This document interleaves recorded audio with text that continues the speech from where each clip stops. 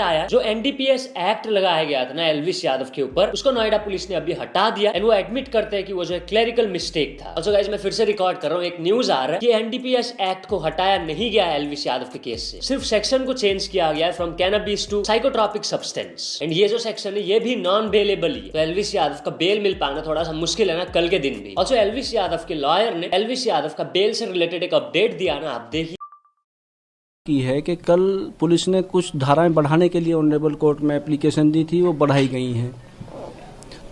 तो क्योंकि हमारी एप्लीकेशन में वो धाराएं पहले नहीं थी, बाद में बढ़ाई गई हैं, तो हमने अपनी बेल एप्लीकेशन में भी वो धाराएं बढ़ाए जाने के लिए ऑनरेबल कोर्ट से रिक्वेस्ट की है और सुनवाई पे कल के लिए डेट लगी है। जिस तरीके से जो धाराएं बढ़ाई गई हैं वो कितनी चुनौतीपूर्ण है और कौन सी धाराएं बढ़ाई गई हैं? देखिए, वकालत में हर चीज़ चुनौतीपूर्ण होती है, कोई भी धाराएं बढ़ाई जाएंगी या घटाई जाएंगी, सब चुनौतीपूर्ण होता है वकालत में। कौन सी धाराएं जो पुलिस ने प्रोसीड की थी बढ़ाने के लिए, वो कौन कौन सी धाराएं? वो जो पुलिस ने एप्लीकेशन दी थी उनको बढ़ाने के लिए ऑनरेबल कोर्ट के समक्ष दी गई थी, और section 22, section 27, 27A, section 29, 30, 32 NDPS act इसके लिए दी गई थी। लेकिन ऑनरेबल कोर्ट ने जो बढ़ाने का क्या है उसको कहा है कि सेक्शन 22, सेक्शन 29, 30 और 32 बढ़ाया जाता है, और एक सेक्शन 20 जो पहले लिया गया उसको डिलीट कर दिया गया है। सर बात करें तो इस पूरे केस में आप क्या वीकर पॉइंट देखते हैं और किन ग्राउंड्स पे आप बेल पर जा रहे हैं? देखिए, बेल तो ये है कि हमारा ग्राउंड्स तो ये है कि उसके कॉन्शियस पोजीशन से कोई रिकवर नहीं है। पहले जो पकड़े गए थे जिनसे बरामद है वो एनडीपीएस एक्ट का सब्सटेंस, उनकी बेल हो चुकी है ऑनरेबल कोर्ट से, और हम उसी को आधार रखेंगे। जिस तरीके से एनडीपीएस बढ़ाया गया है तो क्या माना जाए कि किस पुलिस ने किस आधार पर बढ़ाया, उसमें एल्विश की क्या भूमिका है? देखिए, एल्विश की कोई भूमिका नहीं है। पुलिस ने जो राहुल एक सपेरा था उससे पहले स्नेक वेनम पकड़ा था, उसकी एफएसएल रिपोर्ट के आधार पे बढ़ाया एनडीपीएस एक्ट।